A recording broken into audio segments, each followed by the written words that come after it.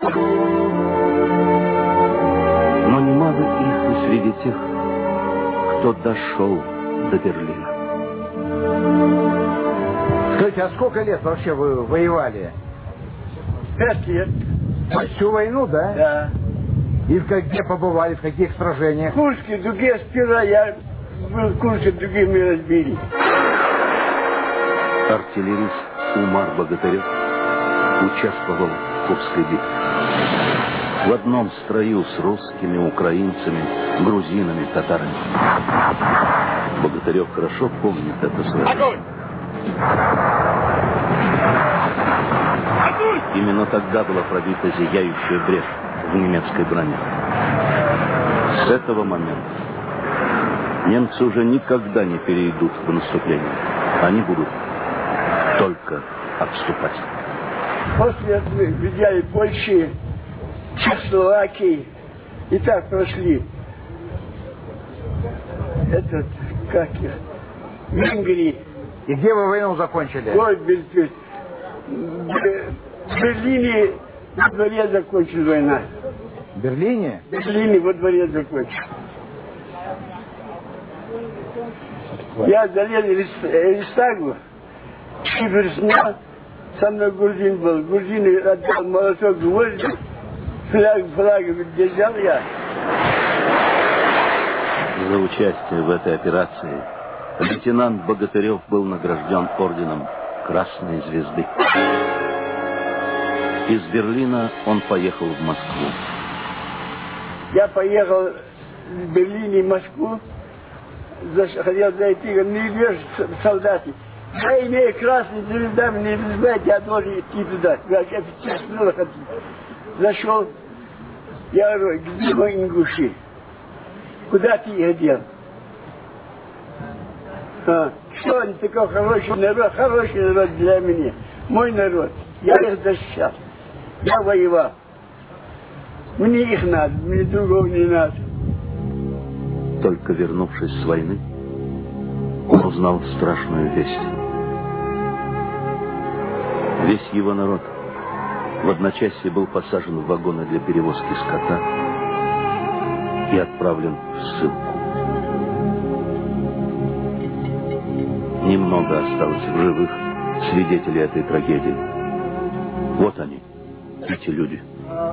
Вот эта молодежь, которые здесь стоят, до 40 лет, я имею в виду, до 40 лет. Вот эта молодежь сейчас рассказать то, что мы видели, пережили там, в Сибири. Они скажут, нет, он врет. Это не может быть. Да. Трудно в это поверить тем, кто не жил в это время. Мы хорошо помним, что тогда значила эта подпись.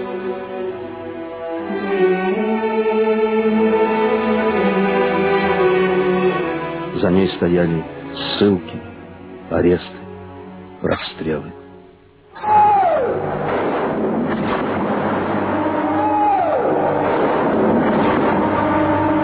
Тогда же погиб Идрис Зязиков, один из самых ярких руководителей Ингушетии. Это были страшные времена.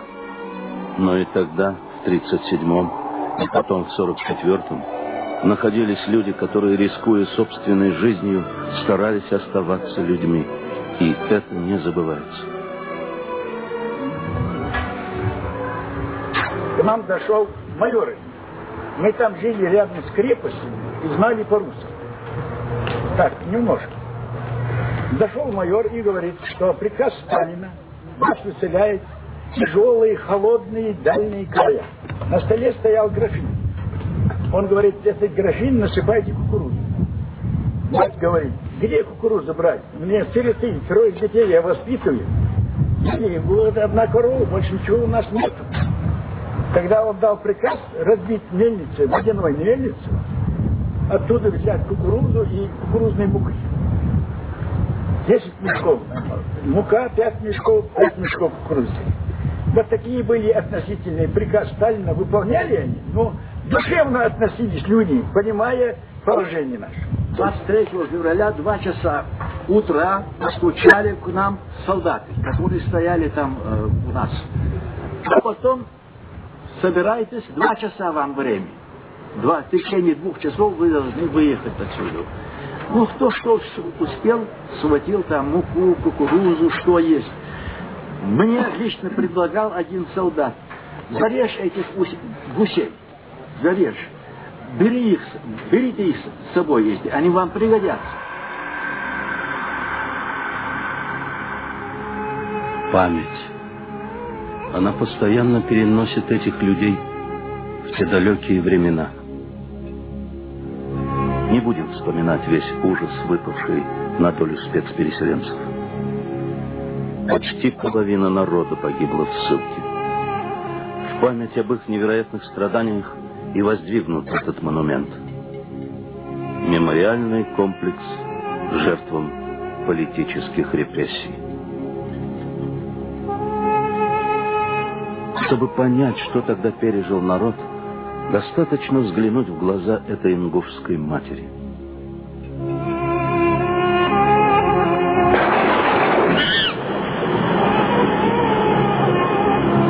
Только через 13 лет ингуши вернутся на свою родину.